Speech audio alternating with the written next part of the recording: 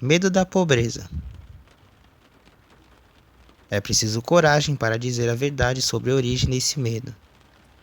E talvez ainda mais coragem para aceitar a verdade. O medo da pobreza vem da tendência hereditária do homem de subjugar outros homens economicamente. Praticamente todas as formas de animais inferiores têm instintos, mas parecem não ter o poder de raciocinar e pensar. Portanto, subjugam umas às outras fisicamente. O homem, com seu senso superior de intuição, pensamento e raciocínio, não come seus semelhantes fisicamente. Tem mais satisfação comendo-os financeiramente. De todas as épocas do mundo sobre as quais temos algum conhecimento, aqui vivemos parecer se é da adoração do dinheiro. Um homem é considerado menos do que a poeira da terra, a não ser que possa exibir uma gorda conta bancária. Nada traz tanto sofrimento e humilhação quanto a pobreza. Não é de admirar que o homem teme a pobreza. Através de uma longa linha de experiências herdadas do bicho-homem, o homem com certeza aprendeu que esse animal nem sempre é confiável no que diz respeito a dinheiro e outras evidências de bens materiais.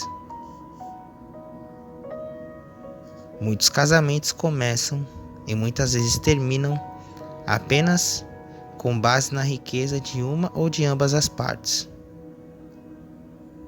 Não é de admirar que os tribunais de divórcio estejam lotados. Sociedade.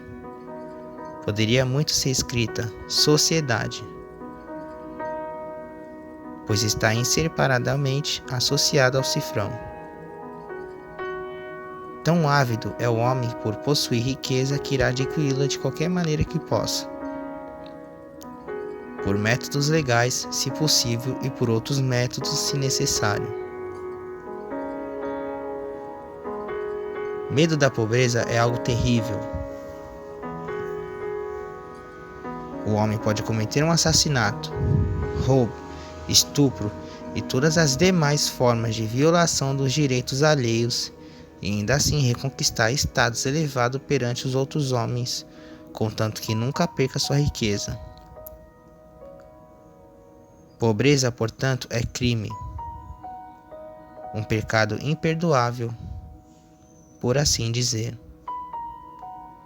Não admira um homem ter medo dela. Todos os livros das leis desse mundo ostentam a evidência de que o medo da pobreza é um dos 6 medos básicos da humanidade, pois neles podem ser encontradas várias leis para proteger os fracos dos fortes. Gastar tempo tentando provar que o medo da pobreza é um dos medos herdados pelo homem, ou que tem origem na natureza do homem de enganar seu semelhante, seria semelhante a tentar provar que 3 vezes 2 são 6. Obviamente, nenhum homem jamais temeria a pobreza se tivesse motivos para confiar nos outros homens, pois existe comida, abrigo, vestuário e luxo de toda espécie em quantidade suficiente para as necessidades de todas as pessoas da terra. E todas essas bênçãos poderiam ser desfrutadas por todos se não fosse o hábito sórdido do homem de tentar empurrar todos os outros porcos para fora do coxo, mesmo que tenha tudo e mais do que precisa. O segundo dos 6 medos básicos a que o homem está sujeito é: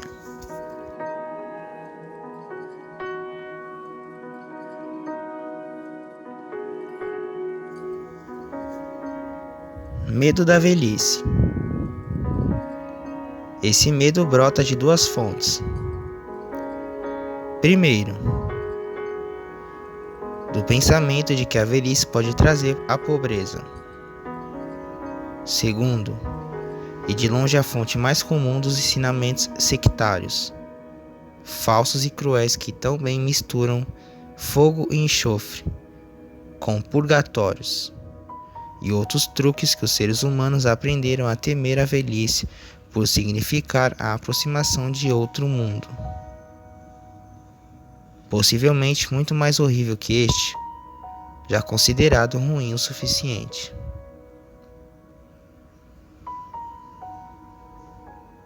O homem tem duas sólidas razões para ter medo da velhice.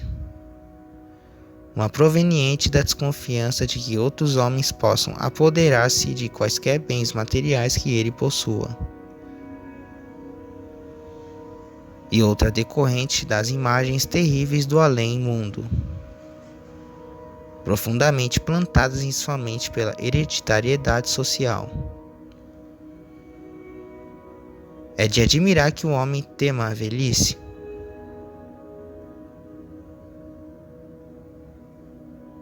O terceiro dos 6 medos básicos é medo da crítica.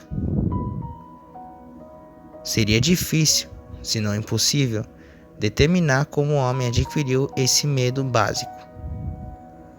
Mas uma coisa é certa, ele o tem muito bem desenvolvido. Alguns acreditam que esse medo apareceu na mente do homem mais ou menos na época em que surgiu a política. Outros acreditam que sua fonte não recua além do primeiro encontro de uma organização feminina, conhecida como Clube de Mulheres. Uma outra escola de humoristas atribui a origem ao conteúdo da Bíblia, cujas páginas estão repletas de algumas formas mordazes e violentas de crítica. Se esta última afirmação é correta, e aqueles que acreditam literalmente em tudo o que encontram na Bíblia não estão errados, então Deus é o responsável pelo medo inerente da crítica, pois Deus fez com que a Bíblia fosse escrita. Este autor, não sendo nem humorista, nem profeta, mas apenas uma pessoa comum que trabalha todos os dias, inclina-se a atribuir o medo básico da crítica à natureza herdada pelo homem, que o leva não só a tirar os bens e mercadorias de outros homens, mas a justificar sua ação pela crítica do caráter destes. O medo da crítica assume muitas formas diferentes, a maioria de natureza insignificante e trivial, a ponto de ser infantil ao extremo. Homens carecas, por exemplo, são calvos unicamente pelo medo da crítica. Ficam carecas porque os chapéus apertados cortam a circulação à raiz do cabelo. Homens usam chapéus não porque realmente necessitem deles para o conforto, mas basicamente porque todo mundo usa. Todo mundo entra na linha e faz igual para não ser criticado. Mulheres raramente ficam carecas ou com pouco cabelo porque usam chapéus folgados, cujo único objetivo é adornar. Mas não se deve imaginar que as mulheres estejam livres do medo da crítica associada aos chapéus. Se alguma mulher afirmar ser superior aos homens a respeito deste medo, peça para que ande na rua usando o chapéu de 1 ou 2 temporadas atrás. Os fabricantes de vestuário não tardaram a capitalizar este medo básico da crítica que amaldiçoa toda a humanidade. Observa-se que cada estação, os estilos de muitas peças do vestuário mudam.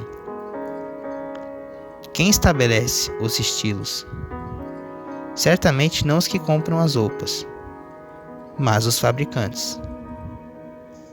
Por que mudam os estilos com tanta frequência? obviamente para que possam vender mais roupas. Pela mesma razão, os fabricantes de automóveis, com raras e muitas sensatas exceções, mudam os modelos a cada estação. O fabricante de vestuário sabe que o bicho-homem teme vestir uma roupa fora de sintonia com o que o mundo está usando agora. Não é verdade? A sua própria experiência não comprova isso? Descrevemos a maneira como as pessoas se comportam sob a influência do medo da crítica aplicada a coisas pequenas e triviais. Vamos examinar agora o comportamento humano quando esse medo afeta assuntos mais importantes. Pegue, por exemplo, praticamente qualquer pessoa que alcançou a maturidade mental, de 35 a 45 anos de idade, como média geral. Se pudesse ler aquela mente, você descobriria uma descrença muito acentuada e uma rebeldia contra a maioria das fábulas ensinadas pela maioria dos religiosos. O medo da crítica é poderoso e potente. Houve um tempo, e não faz muito, em que a palavra infiel significava ruína a quem que fosse aplicada. Vê-se, portanto, que o medo da crítica do homem não é infundado. O quarto medo básico é: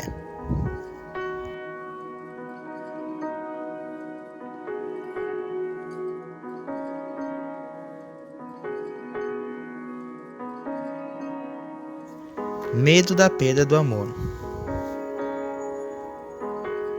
A fonte desse medo necessita de pouca descrição, pois é óbvio que provém da natureza humana de roubar a parceira de outro homem, ou pelo menos tomar liberdades com ela, às escondidas do amo e senhor legítimo. Todos os homens são polígamos por natureza. Uma verdade que, claro, vai suscitar a negação daqueles que são muito velhos para uma função sexual normal ou que, por alguma outra causa, perderam a secreção das glândulas responsáveis pela tendência masculina em relação à pluralidade do sexo oposto. Há pouca dúvida de que o ciúme e outras formas similares de demência precoce mais ou menos leve, insanidade, provém da herança do medo que o homem tem de perder o amor de alguém. De todos os loucos em sã consciência, estudados pelo autor, o homem ciumento de uma mulher ou a mulher ciumenta de um homem é o mais bizarro e estranho. O autor felizmente teve apenas uma experiência pessoal com esta forma de insanidade, mas aprendeu o suficiente para justificar sua afirmação de que o medo da perda do amor é um dos mais dolorosos, se não de fato o mais doloroso, dos 6 medos. E parece razoável acrescentar que este medo causa mais estragos na mente humana de qualquer outro dos 6 medos básicos, levando com frequência às mais violentas formas de insanidade permanente.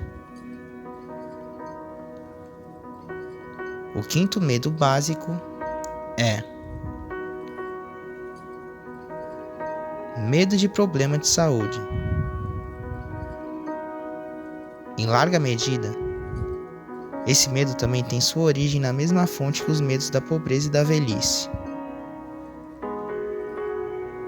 O medo de problemas de saúde associa-se intimamente ao medo da pobreza e da velhice, porque também conduz à fronteira dos mundos terríveis, que o homem não conhece, mas dos quais ouviu algumas histórias perturbadoras. O autor tem uma forte suspeita de que os envolvidos na venda de métodos para uma boa saúde desempenham um papel considerável em manter vivo o medo dos problemas de saúde na mente humana. Desde tempos anteriores a registros confiáveis, o mundo conhece as mais variadas formas de tratamento de saúde. Se um homem ganha vida mantendo as pessoas saudáveis, parece natural que use todos os meios a seu alcance para persuadi-las de que precisam de seus serviços. Assim como o tempo, as pessoas teriam herdado o medo de problema de saúde. O sexto medo básico é medo da morte. Para muitos, este é o pior dos 6 medos básicos. E o motivo é óbvio até para um aluno amador de psicologia. O suplício terrível do medo associado à morte pode ser atribuído diretamente ao fanatismo religioso, fonte mais que responsável por isso do que quaisquer outras fontes combinadas. Os chamados pagãos não têm tanto medo da morte quanto os civilizados, especialmente a parte da população civilizada sob a influência da teologia. Há centenas de milhares de anos, o homem faz as perguntas ainda não respondidas, e que talvez não tenham resposta. De onde? Para onde? De onde vim e para onde vou após a morte? Os mais astutos e espertos, bem como os honestos, mas crédulos, não tardaram em oferecer respostas para essas perguntas. Na verdade, responder essas perguntas tornou-se uma das chamadas profissões cruditas, apesar de ser necessária pouca instrução. Observe agora a principal fonte do medo da morte. Entre na minha tenda, abrace minha fé, aceite meus dogmas e pague meu salário.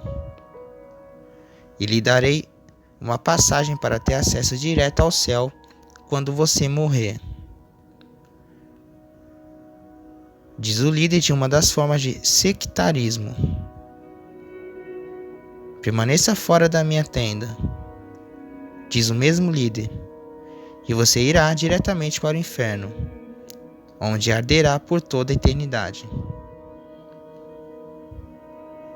Embora o autonomeado líder não possa de fato fornecer um salvo-conduto para o céu, nem, na falta desse, despachar o infeliz buscador da verdade para o inferno, essa possibilidade parece tão terrível que mantém controle sobre a mente e cria um medo dos medos, o medo da morte. A verdade é que nenhum homem sabe jamais soube como é o inferno ou o céu, ou se tais lugares existem. E essa falta de conhecimento definitivo abre a porta da mente humana para charlatões entrarem e assumirem o controle com seu variado arsenal de truques e trapaças, enganação e fraude. A verdade é, nada mais nada menos, a seguinte: nenhum homem sabe nem jamais soube de onde viemos ao nascer ou para onde vamos ao morrer. Qualquer um que afirme o contrário está enganado a si mesmo ou é um impostor consciente que faz disso um meio de vida sem um trabalho de valor, jogando com a credulidade da humanidade. Contudo, seja dito em seu favor que a maioria dos envolvidos na venda de ingressos para o céu de fato acredita não só saber onde o céu existe, como também em seus credos e fórmulas darão passagem segura para que todos os abraçarem. Essa crença pode ser resumida em uma palavra: credulidade.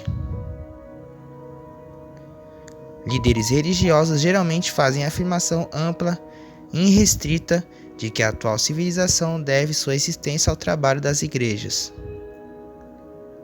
De sua parte, o autor está disposto a admitir que as alegações estejam corretas, desde que lhe seja permitido acrescentar que, mesmo que a afirmação seja verdade, os teólogos não têm muito de que se gabar. Mas não é verdade, nem tem como ser, que a civilização cresceu a partir dos esforços das igrejas e credos organizados, se o termo civilização refere-se a descobertas das leis naturais e às muitas invenções de que o mundo atual é herdeiro. Se os teólogos desejam reivindicar a parte da civilização relacionada à conduta do homem para com seus semelhantes, essa afirmação é bem-vinda no que diz respeito ao autor. Por outro lado, se pretendem abocanhar o crédito por todas as descobertas científicas da humanidade, o autor pede licença para fazer um vigoroso protesto. Não basta afirmar que a hereditariedade social é o método pelo qual o homem coleta todo o conhecimento que chega a ele pelos 5 sentidos. É melhor ressaltar como a hereditariedade social funciona em vários aspectos para fornecer ao aluno um entendimento abrangente da lei.